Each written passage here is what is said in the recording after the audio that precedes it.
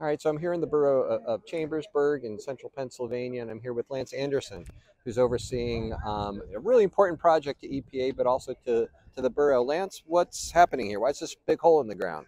In the borough of Chambersburg, have a project where we're removing lead goosenecks from water service lines throughout the borough. In total, we're going to remove up to 1,410 lead goosenecks, and we're here on Stanley Avenue today, where we have three pits we have open where we're actually removing the lead goosenecks. In the background, you can see some of the workers.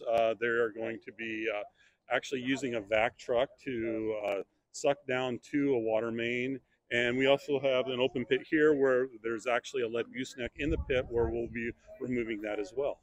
All right, so tell me, so how has EPA and Penvest and the government entities been supporting you here in this small community? Yeah, so for this project, we received a $3.3 million grant, which was a huge benefit to our operation here.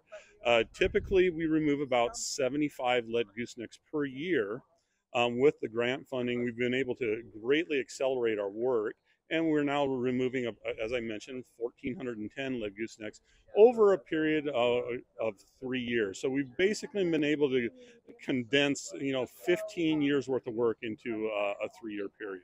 So, Lance, on behalf of EPA Mid Atlantic Region, we're just so grateful for you and the crew and everybody, all the political leadership in the borough here for everything that you're doing to partner with us to remove lead lines and keep the public safe. So, thank you so much. Yeah, thank you very much, Adam. You bet.